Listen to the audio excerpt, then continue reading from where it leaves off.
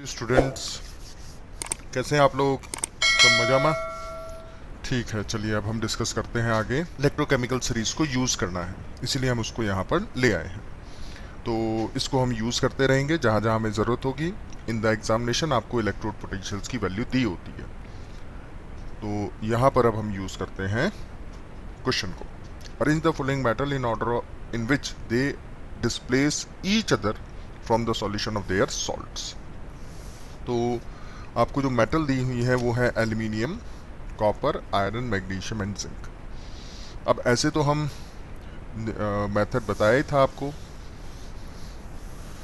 Lipo, काना, मगल, मंजन, क्रोफे, कैडनीटिन, hydrogen, और उसके बाद चापा यूज कर लेते हैं। कॉपर, मरकरी,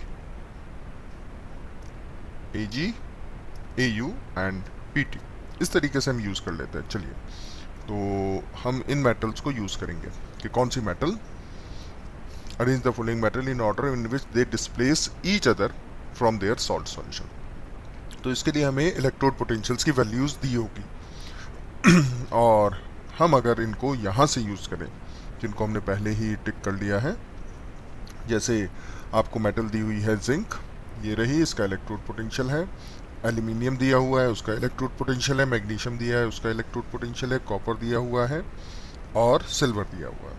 तो अब अगर हम यहाँ पर वापस लेकर आए, तो आपके पास अगर मान लो जिंक आयन है और आप इसको मैग्नीशियम से रिएक्ट कराते हैं सपोज, और डिस्प्लेस करने का मतलब जिंक प्लस Mg+2 है। मतलब अगर मान लो हमारे पास ZnCl2 है और मैग्नीशियम से हम रिएक्शन कराएं, तो हमें यहाँ जिंक प्लस MgCl2 मिलना चाहिए। तो अगर इस रिएक्शन का E0 सेल पॉजिटिव आ जाता है, तो हम कहेंगे कि मैग्नीशियम जिंक आयन को उसकी जगह से रिप्लेस कर सकता है या करेगा। लेकिन अगर नहीं आता है तो पॉसिबल नहीं है। दूसरी एंड पर हम देख सकते हैं कि क्या MgCl2 जिंक मेटल से रिएक्शन करके ZnCl2 बनाएगा और मैग्नीशियम को रिप्लेस करेगा। तो E0 सेल पॉजिटिव आना चाहिए। इन दो में से किसी एक रिएक्शन का ही E0 सेल पॉजिटिव आएगा, और जो भी रिएक्शन का E0 सेल पॉजिटिव आएगा उसके अकॉर्डिंग हम अपना कंक्लूजन निकालेंगे। तो अब हम देखते हैं फर्स्ट रिएक्शन को, समझते हैं। यहाँ हमारे पास है जिंक+2 जो जिंक आयन में जा रहा है। तो E0 of zinc to zinc and E0 of Mg+2 to magnesium, दोनों की रिडक्शन पोटेंशियल ले लेते हैं और उसके लिए हम इस टेबल का इस्तेमाल कर लेते हैं। मैग्नीशियम की वैल्यू है, मैग्नीशियम आयन टू मैग्नीशियम -2.36 और जिंक की है -0.76। तो अब हम इसी को यहाँ पर यूज़ करते हैं, -2.36 और -0.76। देख लीजिए फिर से, 0.76 -0.236। अब हम इस रिएक्शन के लिए लिखेंगे पहले।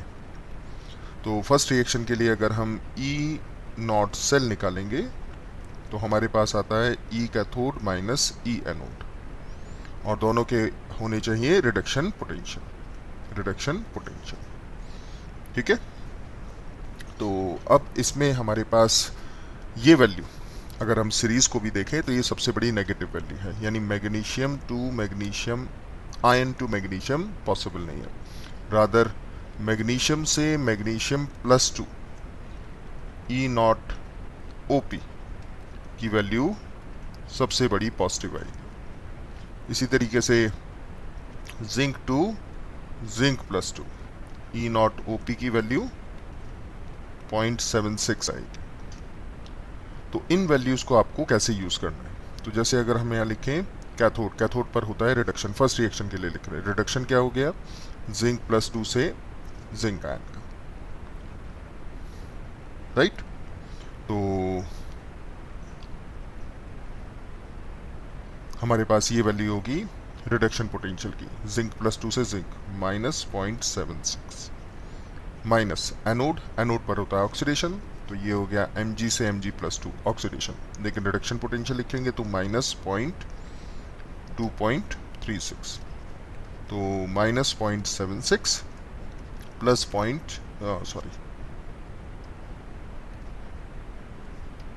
प्लस 2.36, आंसर आएगा हमारे पास पॉजिटिव। अगर आंसर पॉजिटिव आ रहा है तो इसका मतलब है कि मैग्नीशियम मेटल जिंक आयन को उसकी जगह से रिप्लेस कर देगा। और अगर हम सेकेंड रिएक्शन लिखें तो नेचुरली उसी की रिवर्स हो गई, तो इसका E0 सेल नेगेटिव आएगा। और अगर पॉजिटिव आ रहा है तो फर्स्ट रिएक्शन फिजिबल है, सेकेंड रिएक्शन फिजिबल नहीं है। कहने का मतलब है कि मैग्नीशियम मेटल जिंक आयन को उसकी जगह से रिप्लेस कर देगी। तो arrange the following metal in order which displace each other from the solution. तो हम लिखेंगे कि मैग्नीशियम जिंक को रिप्लेस कर देगा। और अगर हम इनके सभी फॉर्म को लिख लें, यहाँ इनकी सभी वैल्यूज को लिख डालें यहाँ पर, तो हमारे पास क्या क्या वैल्यूज आती हैं। सभी वैल्यूज को आप एक साथ लिख सकते हैं, और जब हम सभी वैल्यूज को लिख लेंगे तो हम आइडेंटिफाई कर पाएंगे कि हमारा आंसर क्या होना चाहिए। तो हम नेक्स्ट पेज पर वैल्यूज लिख लेते हैं यहाँ पर। तो हमने दो वैल्यूज तो लिख ली थी, जिंक और मैग्नीशियम आयन की, और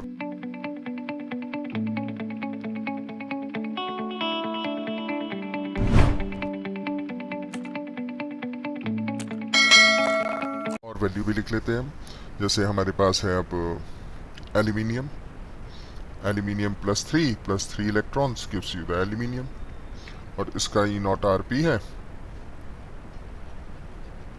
-1.66।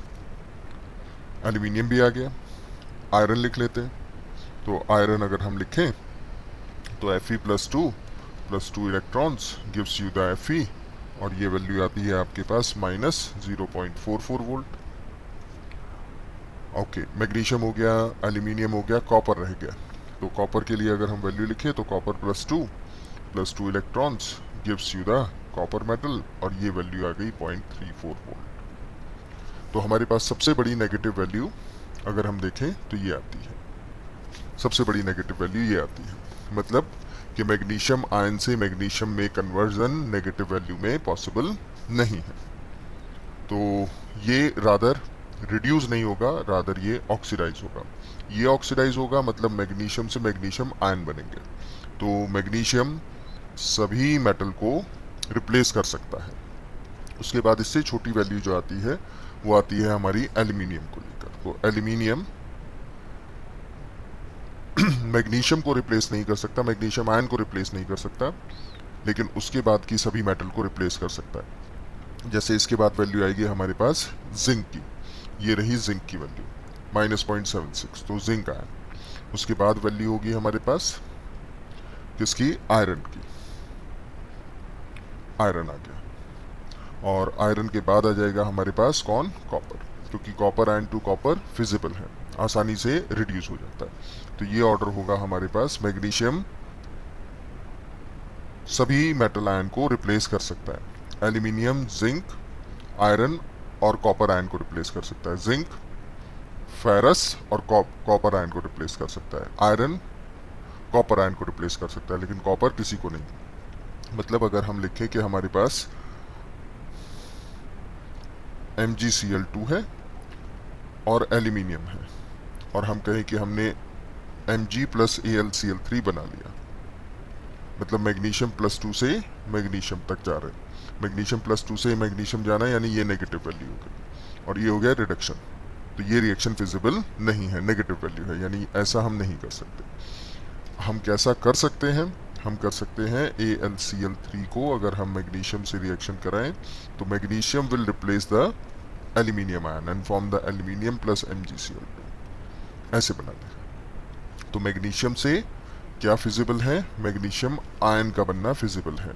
मैग्नीशियम टू मैग्नीशियम आयन, देखो magnesium to magnesium ion feasible है और वैल्यू लार्ज पॉजिटिव है। इस तरीके से हम न्यूमेरिकल को सॉल्व करेंगे। नेक्स्ट पेज पर आते हैं।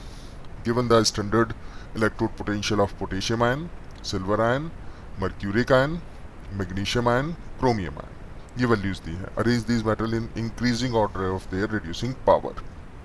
रिड्यूसिंग पावर का मतलब हो गया कि किसकी रिड्यूसिंग पावर ज्यादा है, which self it self get oxidize. तो मेटल जो it self get oxidized is the reducing agent. Reducing agent वो होगा, यानी जो मेटल आसानी से ऑक्सीडाइज हो जाए, आसानी से, वो उतनी अच्छी रिड्यूसिंग एजेंट होगी। तो जो जितनी भी वैल्यू दी है सबके रिडक्शन पोटेंशियल दी है। तो अगर अब हम लिखें पोटेशियम टू पोटेशियम आयन, ये हो गया ऑक्सीडेशन, और इसका ई नॉट ओपी बन जाएगा प्लस 2.93। आपको रिडक्शन दिया है, आपने ऑक्सीडेशन लिख लिया। क्यों? क्योंकि हमें ये देखना है कि कौन सी metal it self get oxidize. ये ऑक्सीडेशन हो रहा है, जीरो ऑक्सीडेशन स्टेट से +1 में जा रहा है, लॉस ऑफ इलेक्ट्रॉन। उसके बाद जो वैल्यू आती है वो आती है हमारे पास मैग्नीशियम की, magnesium to magnesium +2, sorry, magnesium to magnesium +2, और 2 इलेक्ट्रॉन आ गए। इसका ई नॉट ओपी की वैल्यू हो गई +2.37। इसके बाद जो वैल्यू आएगी वो आएगी हमारे पास क्रोमियम की, और क्रोमियम अगर मेटल को देखें तो chromium metal get oxidise into chromium 3+3 electrons, और इसका ई नॉट ओपी कितना बन जाएगा, ये हो जाएगा 0.74 वोल्ट। इसके बाद अगर हम वैल्यू देखें तो हमारे पास वैल्यू आएगी मरकरी टू मर्क्यूरिक आयन और 2 इलेक्ट्रॉन, और इसका ई नॉट ओपी -0.79 वोल्ट। और इसके बाद अगर हम देखें तो हमारे पास आएगा silver, 2 silver ion plus electron, और इसका ई नॉट ओपी की वैल्यू होगी -0.80 वोल्ट, राइट। तो अब अगर हम देखें तो इन वैल्यूज में सबसे पहले ऑक्सीडाइज होने वाला कौन है, वैल्यू पॉजिटिव है, वैल्यू पॉजिटिव है, वैल्यू पॉजिटिव है, लेकिन ये वैल्यू नेगेटिव है, मतलब ये फिजिबल रिएक्शंस उतनी नहीं है। तो सबसे पहले ऑक्सीडाइज होगा पोटेशियम, पोटेशियम सबसे पहले ऑक्सीडाइज होगा, तो इसकी रिड्यूसिंग पावर सबसे ज़्यादा होगी। सबसे लास्ट में ऑक्सीडाइज कौन होगा, सिल्वर, यानी इसकी रिड्यूसिंग पावर सबसे कम होगी। तो सिल्वर की रिड्यूसिंग पावर सबसे कम है।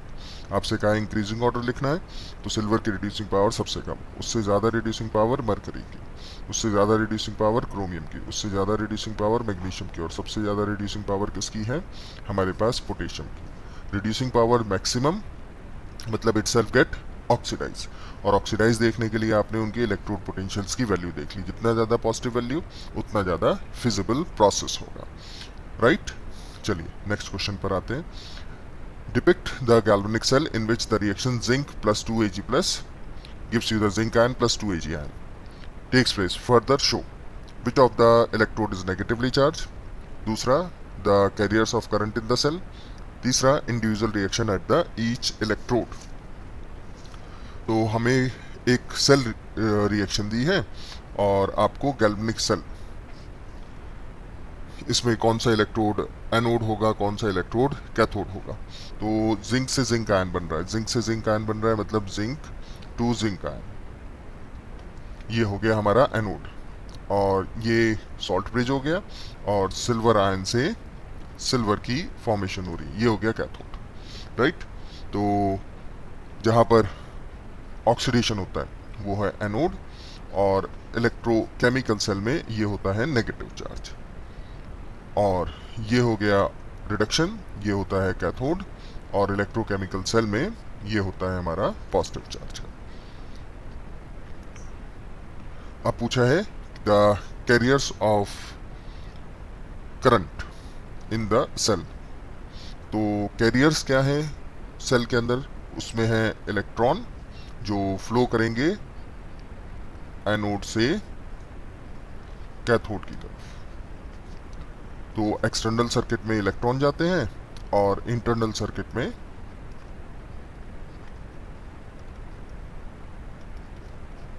आयंस मूव करते हैं। ये सेकंड पार्ट का हो गया हमारा आंसर, ये फर्स्ट पार्ट का हो गया negative charge and positive charge. उसके बाद है individual reaction at the each electrode. Electrode यानी हो गया हमारा एनोड और कैथोड। तो एनोड पर जैसा हमने बताया कि ऑक्सीडेशन होता है, तो जिंक से जिंक आयन बनेंगे +2 इलेक्ट्रॉन्स। कैथोड, कैथोड पर होता है रिडक्शन, और ये 2 इलेक्ट्रॉन्स सिल्वर आयन गेन करेगा और बन जाएगा सिल्वर मेटल में। ये हमारी एनोड और कैथोड की रिएक्शन होगी। अगर हम सम अप करें तो आपको जो रिएक्शन दी है वो आसानी से आप लिख पाएंगे। Gives you the zinc ion +2 times of Ag। ये हमारी सेल रिएक्शन होगी। सिंपल क्वेश्चन है। नेक्स्ट क्वेश्चन पर आते हैं। कैलकुलेट द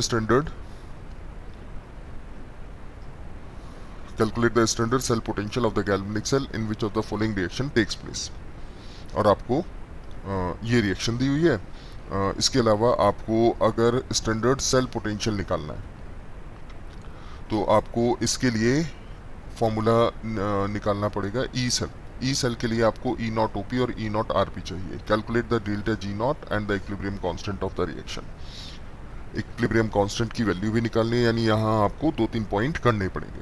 तो सबसे पहले आपको इसके लिए गिवन क्या है, गिवन तो सेल की रिएक्शन है, बस इतना दिया है। लेकिन हमें अपने जो टेबल है उससे वैल्यूज चाहिएगी, जैसे क्रोमियम की, कैडमियम आयन की, आयरन की और सिल्वर की। तो अगर हम उनकी वैल्यूज यहाँ पर लिख लें तो हमें ई नॉट ऑफ क्रोमियम +3, मैंने जैसा आपको कई बार बताया कि ये वैल्यूज आपको एग्जाम में गिवन होती है, -0.74 वोल्ट, ठीक है। और E naught of cadmium +2 to cadmium, ये वैल्यू होगी -0.40 वोल्ट। और वैल्यू जो हमें चाहिए वो चाहिए सिल्वर आयन की, E naught of silver ion to silver, ये वैल्यू दी है 0.80 वोल्ट। और E naught of ferrous, ferric to ferrous, ये रहा वैल्यूज। सबके रिडक्शन पोटेंशियल है 0.77 वोल्ट। तो इन वैल्यूज को हमें यूज करना पड़ेगा। तो सबसे पहले calculate the standard cell potential. तो फर्स्ट पार्ट के लिए लिखते हैं, यानी आपको ई नॉट सेल चाहिए। ई नॉट सेल अगर हम देखें तो ई नॉट सेल होता है हमारे पास वही E naught of cathode minus E naught of anode. Cathode जहां पर रिडक्शन हो रहा है, एनोड जहां पर ऑक्सीडेशन हो रहा है। तो हम यहां पर निकालेंगे वैल्यूज। इसमें हमारे पास क्रोमियम से क्रोमियम +3, हमें रिडक्शन पोटेंशियल ही लेना है। हो रहा है क्या, ऑक्सीडेशन, हमें चाहिए रिडक्शन पोटेंशियल। तो रिडक्शन पोटेंशियल की वैल्यू कितनी है हमारे पास, रिडक्शन पोटेंशियल की वैल्यू है हमारे पास कैडमियम +2 से कैडमियम की, ये रहा रिडक्शन पोटेंशियल। कितनी वैल्यू है हमारे पास, -0.4। ओके, माइनस एनोड, एनोड जिस पर ऑक्सीडेशन हो रहा है, ऑक्सीडेशन हो रहा है ये वाला पॉइंट, क्रोमियम से क्रोमियम +3, क्रोमियम से क्रोमियम +3। लेकिन हमें लिखना है रिडक्शन पोटेंशियल, तो -0.74 वोल्ट। आंसर कितना आ गया हमारे पास, 0.34 वोल्ट, पॉजिटिव वैल्यू आ गई, ठीक है। इस तरीके से हमने किसको निकाल लिया, ई नॉट सेल निकाल लिया, पहला पार्ट। अब पहले पार्ट को ही हम कंटिन्यू कर लेते हैं। इसमें delta G not of reaction and equilibrium constant भी पूछा है। तो delta G not is -NF E not cell, ये फॉर्मूला होता है। अब n की वैल्यू देखनी है, तो कितने इलेक्ट्रॉन का एक्सचेंज हो रहा है। यहां पर अगर हम देखें तो टोटल 6 इलेक्ट्रॉन का एक्सचेंज हो रहा है। किस तरीके से, देखिए क्रोमियम से आपको मिला क्रोमियम +3, 3 इलेक्ट्रॉन का एक्सचेंज, लेकिन यहाँ 2 लिखा है, यहाँ 2 लिखा है, तो यहाँ भी 2 हो गया, ठीक है। इतना पॉइंट समझ आता है। तो कितने इलेक्ट्रॉन का एक्सचेंज हो गया, ये अब हमें चेक करना पड़ेगा। तो यहाँ एक्चुअली 6 इलेक्ट्रॉन होगा, आई एम सॉरी, यहाँ होगा 6 इलेक्ट्रॉन, 6 इलेक्ट्रॉन। क्यों, क्योंकि चार्ज बैलेंस करना है हमने। इसी तरीके से हमारे पास हो गया कैडमियम, कैडमियम +2, और ये 3 टाइम्स है, तो कितने इलेक्ट्रॉन गेन करेगा, 6 इलेक्ट्रॉन गेन करेगा। न्यूट्रल हो जाएगा, किस में बदल जाएगा, कैडमियम में। तो कितने इलेक्ट्रॉन का एक्सचेंज आया, 6 इलेक्ट्रॉन का एक्सचेंज आया। तो -6, F की वैल्यू 96500, और ई नॉट की वैल्यू हम निकाल चुके थे 0.34। तो अब आपको जो डेल्टा जी नॉट की वैल्यू मिलेगी वो माइनस में मिलेगी, और माइनस की वैल्यू होगी -196.86 किलो जूल पर मोल। लीजिए जी, एक और आंसर आ गया। अब तीसरा पार्ट पूछा है इसमें डेल्टा जी नॉट के साथ साथ इक्विलिब्रियम कांस्टेंट। तो अगर हमें इक्विलिब्रियम कांस्टेंट निकालना है तो हम थोड़ा पेज को ऊपर कर लेते हैं, और डेल्टा जी नॉट और इक्विलिब्रियम कांस्टेंट का रिलेशन है -2.303 आर टी लॉग बेस 10 के। डेल्टा जी नॉट की वैल्यू कितनी दी है आपको? डेल्टा जी नॉट की वैल्यू दी है आपको, ये रही, इसको किलो जूल से जूल में बदल लेंगे, 196860, ये वैल्यू हो गई हमारे पास, इज इक्वल्स टू, ये माइनस में है, -2.303, आर की वैल्यू 8.314। अब क्योंकि डेल्टा जी नॉट है यानी स्टैंडर्ड वैल्यू है, तो हमारे पास टेम्परेचर 298 होना चाहिए, इंटू लॉग बेस 10 के। माइनस से माइनस कैंसिल हो गया, ये कैंसिल हो गया। तो अब अगर हम वैल्यू निकालेंगे एंटी लॉग लगा करके, तो के की वैल्यू हमारे पास आती है लगभग 3.2 इंटू 10⁻34। तो ये हमारे पास पहली इक्वेशन की सारी वैल्यूज आ गई। अब इसी तरीके से आपको सेकंड इक्वेशन की सारी वैल्यूज निकालनी होगी। सेकंड इक्वेशन क्या दी है आपको? सेकंड इक्वेशन दी है, हम यहाँ लिख लेते हैं। सेकंड इक्वेशन दी है आपको Fe+2 plus Ag plus gives you the Fe+3 plus Ag, और इनके इलेक्ट्रोड पोटेंशियल्स की वैल्यूज़ को अगर हम यहाँ पर रखें तो E नॉट सेल फिर से निकाल लेंगे, वो हो जाएगा E not of cathode minus E not of anode. और कई बार बताया कि both the potential should be reduction potential, और अगर हम वैल्यू रखें E नॉट ऑफ कैथोड और E नॉट ऑफ एनोड की, तो ये वैल्यू आती है 0.80 माइनस 0.77, टोटल वैल्यू आ गई 0.03 वोल्ट। ये वैल्यू आ जाती है हमारे पास अगर हम पूरी वैल्यू को रखें। यहाँ से यहाँ का क्या हो रहा है? ऑक्सीडेशन, और इधर से इधर क्या हो रहा है? रिडक्शन। प्रीवियस हम टेबल देखें तो यहाँ से हम वैल्यू पुट करेंगे और हम वैल्यूज़ निकाल लेंगे। ये रहा हमारे पास रिडक्शन पोटेंशियल, और दूसरा हो गया हमारे पास ऑक्सीडेशन पोटेंशियल, ये रहा, ये देखो ऑक्सीडेशन पोटेंशियल। हमें दिया है रिडक्शन पोटेंशियल, लेकिन हमें जो इक्वेशन है वो ऑक्सीडेशन पोटेंशियल की है, तो यहाँ माइनस साइन आ जाएगा। ये देखिए माइनस साइन आ गया, तो E नॉट सेल आ गया आपके पास ये वैल्यू। अब ये वैल्यू आ गई, तो अब आपको वैल्यू चाहिए किसकी? डेल्टा जी नॉट की। डेल्टा जी नॉट हो गया फिर से minus NF E not cell. अब माइनस N की वैल्यू कितनी हो गई? 1 इलेक्ट्रॉन। 1 इलेक्ट्रॉन फेरस से फेरिक, 1 इलेक्ट्रॉन का loss, silver ion to silver 1 electron का गेन। F की वैल्यू 96500 और E नॉट सेल की वैल्यू 0.03। तो माइनस में वैल्यू आएगी आपको 2.895 किलो जूल पर मोल, ये वैल्यू आ गई आपको। अब अगर आपको तीसरी वैल्यू निकालनी है, मतलब इक्विलिब्रियम कांस्टेंट, तो delta G not is equals to minus 2.303 RT log base 10 Kc। Delta G not की वैल्यू -2895, किलो जूल को जूल में बदल लिया, -2.303, R की वैल्यू 8.314 और T की value 298 into log 10 base Kc। बस यहाँ से आपने माइनस से माइनस कैंसिल कर देना है, और Kc की वैल्यू एंटी लॉग के साथ निकालेंगे तो आपको वैल्यू लगभग आती है 3.22।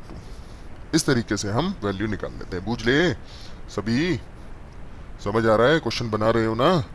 और LSS तो भूल ही गए आप लोग, लाइक शेयर सब्सक्राइब, क्यों ठंडे पड़ गए सब लोग? चलिए नेक्स्ट पेज पर आते हैं। Write the Nernst equation and EMF of the following cell at 298 kelvin. Nernst equation लिखनी है आपको। 4 इक्वेशन से हमने 2-2 करके बना लिए हैं, और यहाँ पर भी आपको वैल्यूज दी नहीं है E नॉट की, और वो भी हमें टेबल से ही चेक करनी पड़ेंगी, यूज करनी पड़ेंगी। Magnesium to magnesium ion, copper to copper ion, iron to Fe+2, मतलब जितना भी हमारे पास रिडक्शन पोटेंशियल है सबकी वैल्यूज आपको टेबल से ही चेक करनी पड़ेंगी, तभी हम वैल्यूज को फाइंड आउट कर पाएंगे। क्लियर है? तो हमने ऑलरेडी आपको फर्स्ट पेज पर ही दिखा दिया था कि आपको वहीं से वैल्यू आपको चेक करनी है। तो आपको निकालना क्या है? नस्ट इक्वेशन लिखनी है। किसके लिए? पहले सेल के लिए, इसके लिए। तो इसके लिए अगर हम नस्ट इक्वेशन लिखेंगे तो हमारे पास आएगा पूरी इक्वेशन अगर हम देखें फर्स्ट पार्ट के लिए, तो magnesium plus copper plus 2 gives you the Mg2 plus copper. ये पूरी रिएक्शन होगी, मैग्नीशियम का ऑक्सीडेशन और कॉपर का आयन का रिडक्शन हो रहा है। और कॉपर आयन की कंसंट्रेशन है 0.0001 और मैग्नीशियम आयन की कंसंट्रेशन है 001। तो सबसे पहले तो इसका E0 सेल निकाल लेते हैं। E0 सेल नेचुरली कितना है, E0 OP minus E0 RP। तो E0 OP minus E0 RP मतलब बेसिकली प्लस हम वैल्यू निकालें E cathode minus E anode, ऐसे निकालेंगे हम। तो अगर हम कैथोड देखें तो हमारे पास कैथोड है ये वाला पार्ट, और एनोड देखें तो ये वाला पार्ट है, लेकिन हमें इन दोनों के रिडक्शन पोटेंशियल लिखने हैं। तो ये हो गया 0.34 एंड माइनस ऑफ माइनस 2.37, ये वैल्यू आ गई आपके पास 2.71 वोल्ट। बस इतना काम हो गया। अब हमें नर्स इक्वेशन लिखनी है, तो E cell is equals to E not cell minus 0.0591 N, यानी नंबर ऑफ इलेक्ट्रॉन एक्सचेंज कितना है, 2 इलेक्ट्रॉन का एक्सचेंज है। मैग्नीशियम से मैग्नीशियम 2 प्लस बन रहा है, प्लस 2 इलेक्ट्रॉन्स, तो 2 इलेक्ट्रॉन का लॉस, और वही 2 इलेक्ट्रॉन कॉपर आयन गेन करता है और किस में बदल जाता है, कॉपर मेटल में बदल जाता है। तो अब हम लिखेंगे 2 log base 10। अब प्रोडक्ट साइड क्या है हमारे पास, प्रोडक्ट साइड है मैग्नीशियम प्लस 2, मैग्नीशियम 2 प्लस, और रिएक्टेंट साइड क्या है हमारे पास, कॉपर प्लस 2। अब ई नॉट सेल की वैल्यू कितनी है, 2.71 minus 0.0591 by 2 log base 10। Magnesium ion की कंसंट्रेशन कितनी है, 10⁻⁻⁴, और कॉपर आयन की कंसंट्रेशन कितनी है, 10⁻⁻3। तो अब तो आसान हो गया हमारे पास वैल्यू को पुट करना, magnesium ion by the copper ion. Magnesium ion की कंसंट्रेशन है हमारे पास 10⁻⁻3। हमने एक एरर की, उसको हम जल्दी से रेक्टिफाई भी कर पा रहे हैं। कॉपर आयन की कंसंट्रेशन है 10⁻⁻⁴, तो ये -4 ऊपर चला जाएगा, +4 हो जाएगा, यानी log 10 हो जाएगा, log 10 की वैल्यू 1 हो जाएगी।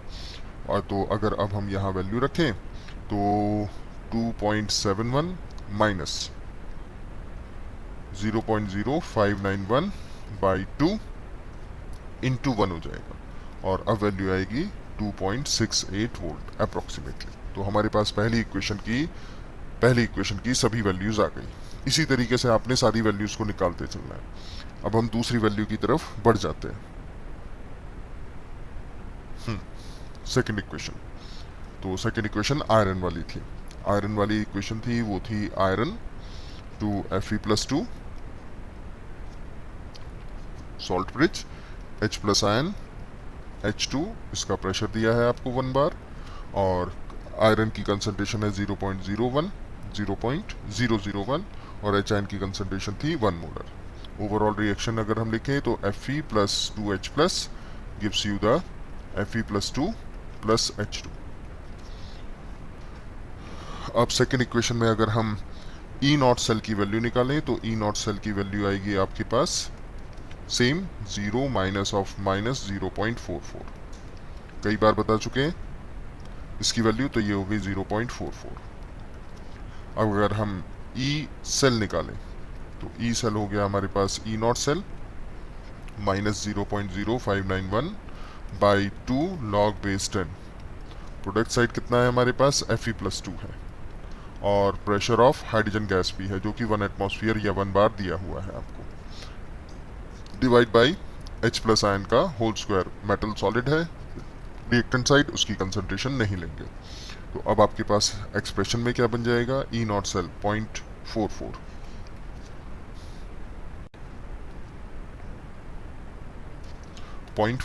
Minus 0.0591 by 2 log base 10। अच्छा जी, Fe+2 की कंसंट्रेशन कितनी दी है, Fe+2 की कंसंट्रेशन है ये, यानी 10⁻⁻3। हाइड्रोजन गैस का प्रेशर 1। H आयन की कंसंट्रेशन भी कितनी दी है, ये दिया है 1 मोलर, तो ये हो गया 1 का स्क्वायर 1 ही रहेगा। अब ये 10⁻⁻3 है, -3 आगे आ जाएगा तो ये प्लस हो जाएगा। मतलब अब आपको जो वैल्यू मिलेगी वो मिलेगी 0.44 माइनस ऑफ -3 इंटू 0.0591 बाई 2, ये वैल्यू आएगी। और इसको सॉल्व कर लेंगे तो सॉल्व करने के बाद वैल्यू आएगी 523 वोल्ट। आसान है, नॉट टफ। थोड़ी न्यूमेरिकल वैल्यूज हो सकती हैं। ओके, अब थर्ड पार्ट पर आइए। थर्ड पार्ट क्या है? टिन से tin plus 2, H plus ion से H2। और फोर्थ पार्ट में प्लैटिनम की सरफेस पर ब्रोमीन से ब्रोमाइड आयन, ब्रोमीन से ब्रोमाइड आयन। इस पार्ट को ध्यान दीजिए। और H प्लस आयन से H2।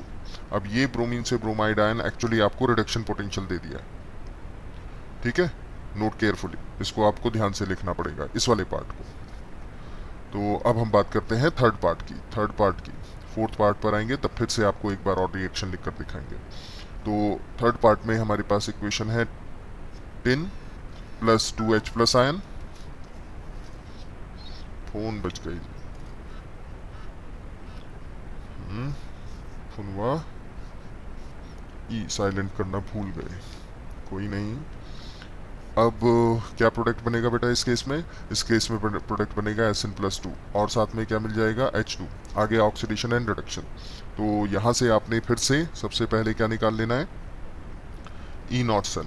E not cell is equals to 0 minus of minus 0.14। तो ये वैल्यू आ गई 0.14 वोल्ट। देखिए बेटा, हमारी छोटी मोटी गलतियों पर ध्यान नहीं दिया कीजिए, कंसेप्ट पर फोकस करिए, ठीक है? कोई भी कर सकता है, इसमें कोई बड़ी बात नहीं है। आप भी कर सकते हैं, लेकिन आप भी सुधार लीजिए। हम समय रहते सुधार लेते हैं, समझे? बुझले? क्वेश्चन बनाते रहिए और एनालिसिस करते रहिए। अब जी हमने क्या करना है? अब हमने फिर से वही ई सेल निकालना है। E cell is equals to फिर से ई नॉट सेल लिखना है, माइनस पर 0.0591 बाई 2, 2 इलेक्ट्रॉन का एक्सचेंज, लॉग बेस 10। अब प्रोडक्ट साइड क्या है हमारे पास? प्रोडक्ट साइड है 10 प्लस 2। और हाइड्रोजन गैस का प्रेशर लेना है P ऑफ H2, जो कि 1 बार दिया हुआ है आपको। और यहाँ हो जाएगा H प्लस आयन की कंसंट्रेशन का square, stoichiometric coefficient goes to power.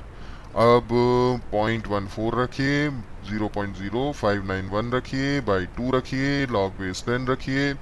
Tin ion की कंसंट्रेशन कितनी दी है? 0.05। प्रेशर कितना दिया है? 1। और हाइड्रोजन आयन की कंसंट्रेशन कितनी दी है? 0.02, ठीक है? और इसका स्क्वायर करना नहीं भूलना, क्योंकि यहाँ स्क्वायर था। तो सॉल्व तो कर ही लेंगे, इतनी मैथमेटिक्स तो आती है आपको, ठीक है? आर्यभट्ट को ना भूलिए मैथमेटिक्स, लेकिन ये आर्यभट्ट जितनी मैथमेटिक्स भी नहीं है। 0.0591 बाई 2 लॉग बेस 10, ठीक है?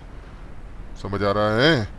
और ये हो जाएगा लॉग बेस 10। और ये बार बार लॉग बेस 10 क्यों लिख रहे हैं हम? हाँ जी। तो अब हो गया आपके पास कितनी वैल्यू?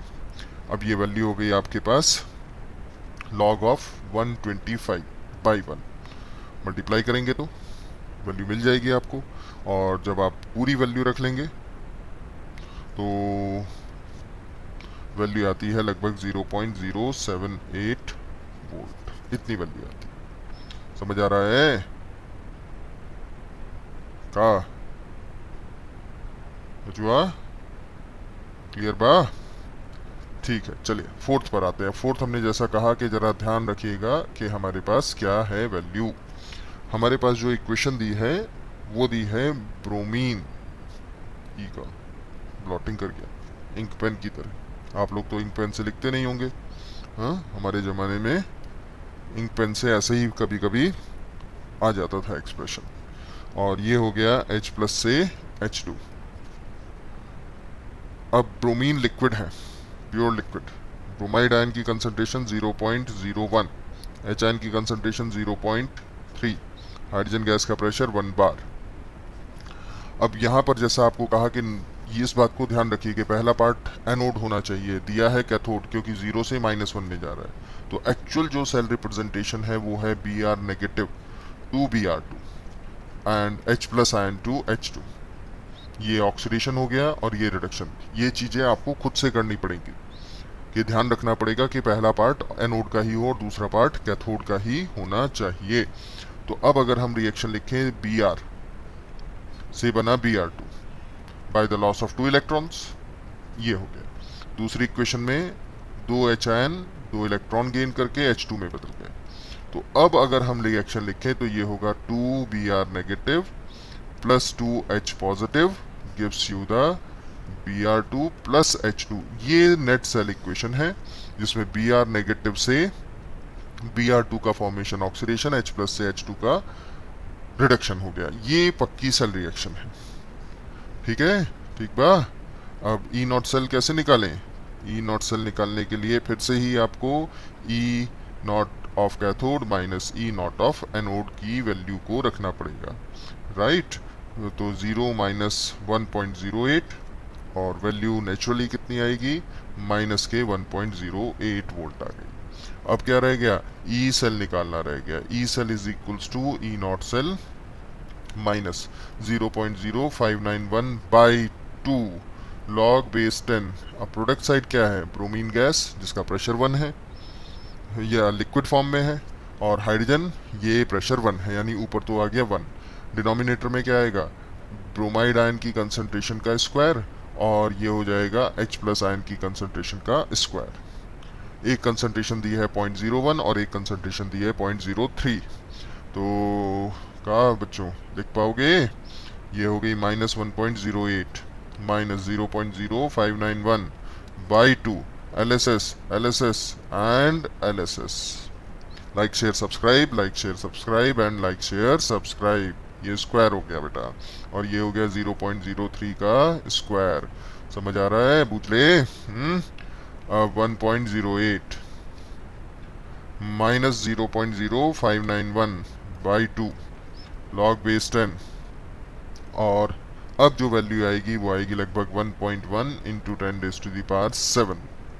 और जब हम इसको पूरा सॉल्व करेंगे तो वैल्यू आती है लगभग माइनस की हो गई, तो बचवा कहाँ गई? हाँ, माइनस 1.288 वोल्ट। लो जी, ये हो गया सॉल्व। हमारा पर्पज सिर्फ सॉल्व करना नहीं, आप ध्यान से समझेंगे, देखेंगे तो आपको पता चलेगा। और अब हम क्या कंक्लूड करें? कंक्लूड कर रहे हैं कि जो हमें सेल दिया है उसका सेल पोटेंशियल आया नेगेटिव। इससे प्रीवियस जितने भी पार्ट थे हमारे पास, उन सभी में सेल का पोटेंशियल क्या आ रहा था? पॉजिटिव। पॉजिटिव, और ये देखिए पॉजिटिव। पॉजिटिव आने का मतलब सेल स्पॉन्टेनियस है, और नेगेटिव आने का मतलब सेल स्पॉन्टेनियस नहीं है। मतलब जिस तरीके से आपको सेल दिया है वो तरीका सही नहीं है। एक्चुअल में आपको रिएक्शन को रिवर्स में यूज करना पड़ेगा। Welcome to the channel Chemistry Wale Sir. You can download the app from App Store or Play Store. तब जाकर सेल का पोटेंशियल क्या हो जाएगा? पॉजिटिव। जैसे हम सेल को रिवर्स करते हैं वैल्यू सेम रहती है, पॉजिटिव हो जाती है। तो कंक्लूजन ये निकला कि हम हाइड्रोजन को ऑक्सीडाइज करेंगे और ब्रोमीन को रिड्यूस करेंगे। जबकि हमने जो गिवन इक्वेशन के अकॉर्डिंग निकाली थी वो थी हमारे पास ब्रोमाइड का ऑक्सीडेशन, H प्लस आयन का रिडक्शन। बट एक्चुअल में ये नेट रिएक्शन होगी। ये आपको लिखना भी पड़ेगा कि net reaction is hydrogen is getting oxidise and bromine is getting reduced. और अब ई सेल आ जाएगा प्लस 1.288 वोल्ट। ये परफेक्ट आंसर बन जाएगा। हाँ, समझ आया? दिमाग में गया कुछ? तो दिमाग में गया तो अगला सवाल पर आ जाते हैं। अब हम अगला सवाल कहता है हमसे, in a button cell. Button cell समझते हैं? जो शर्ट के बटन होते हैं उसकी शक्ल की तरह का एक बटन सेल होता है, जो हम रिस्ट वॉचेस में छोटा सा सेल लगाते हैं ना, उसको बटन सेल बोलते हैं। मरकरी सेल है, पढ़ाते हैं।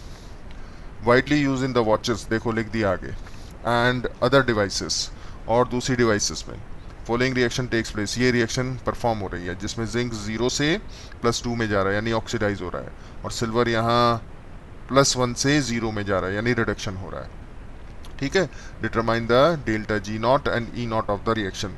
अब इसमें मुसीबत वही है कि हमारे पास इलेक्ट्रोड पोटेंशियल्स की वैल्यूज़ यहाँ पर गिवन नहीं हैं।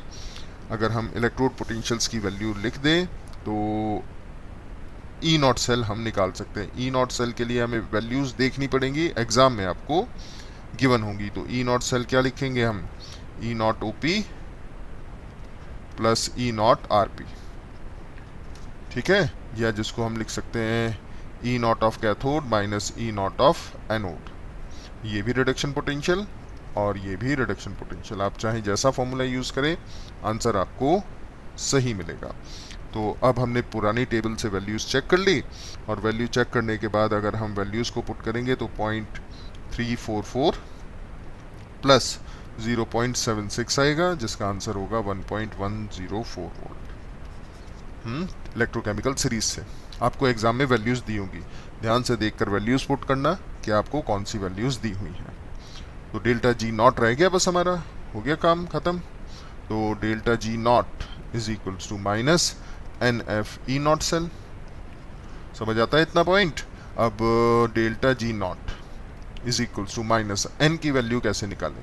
एन की वैल्यू साफ साफ दिखती है हमें यहाँ से कि जिंक 0 से +2 में जा रहा है, यानी 2 इलेक्ट्रॉन का लॉस कर रहा होगा। जिंक से जिंक +2 बन रहा है, और सिल्वर है यहाँ पर Ag+।